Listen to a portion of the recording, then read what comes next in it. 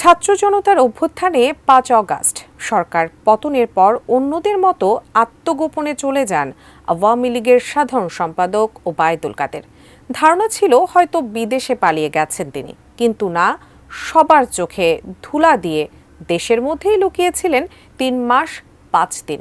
এরপর গত ৮ নভেম্বর মেঘালয়ের রাজধানী শিলং হয়ে কলকাতায় পালিয়ে যান ওবায়দুল কাদের।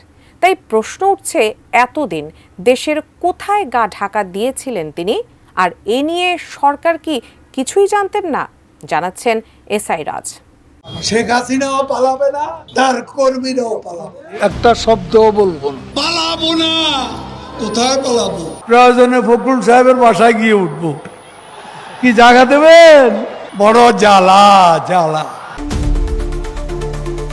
আওয়ামী লীগের সাধারণ সম্পাদক ওবায়দুল কাদের ৩ মাস ৫ দিন পর দেশ ছেড়ে ভারতে পালিয়ে গেছেন বলে সম্প্রতি একটি খবর ব্যাপকভাবে ভাইরাল হয়েছে সামাজিক যোগাযোগ মাধ্যমে।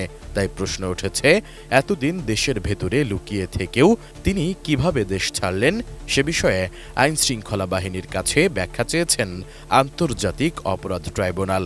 ১৭ ডিসেম্বর আন্তর্জাতিক অপরাধ ট্রাইব্যুনালে গণহত্যা সহ মানবতাবিরোধী অপরাধের অভিযোগে দায়ের হওয়া মামলার শুনানি শেষে chief prosecutor advocate Mohammad Tajul Islam এ তথ্য জানান।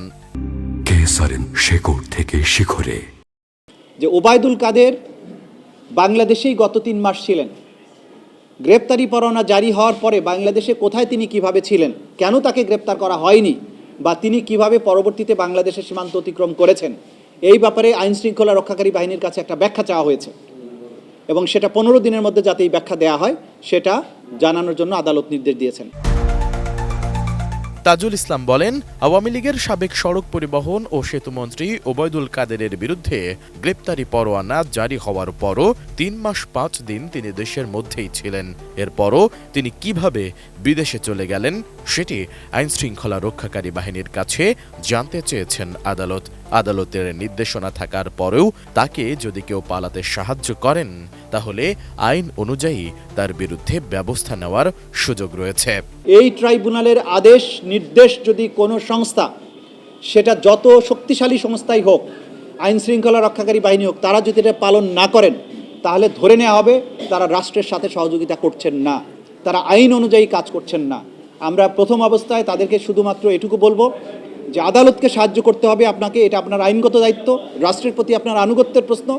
যদি কেউ আদালতের নির্দেশ পাওয়ার পরেও কোনো অপরাধীকে পালাতে সাহায্য করেন বা অন্য কোনোভাবে ফ্যাসিলিটেট করার চেষ্টা করেন, আইন অনুযায়ী কিন্তু অগ্রসর হওয়ার সুযোগ আছে।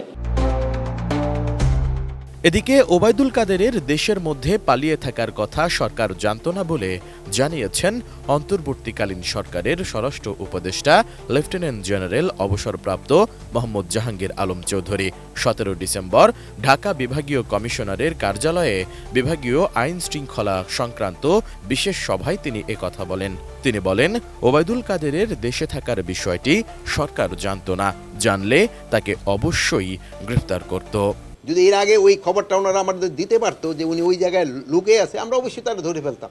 আপনারা বলেন যে আপনারা একটা খবর দিচ্ছেন তাই ওই জায়গায় লুকিয়ে আছে, আমরা তারা ধরি নাই, বলেন এরকম একটা এক্সাম্পল দেন যে ওই জায়গায়। আর আপনি কোথেকে তো অন্যেরা বেশি খবর রাখে না, আপনারা অনুসন্ধানী সাংবাদিকতা করেন, আপনারা যেভাবে রিপোর্টটা দিচ্ছেন আমরা কি কোনো হিসেবে ছাড় দিচ্ছি বলেন? এখন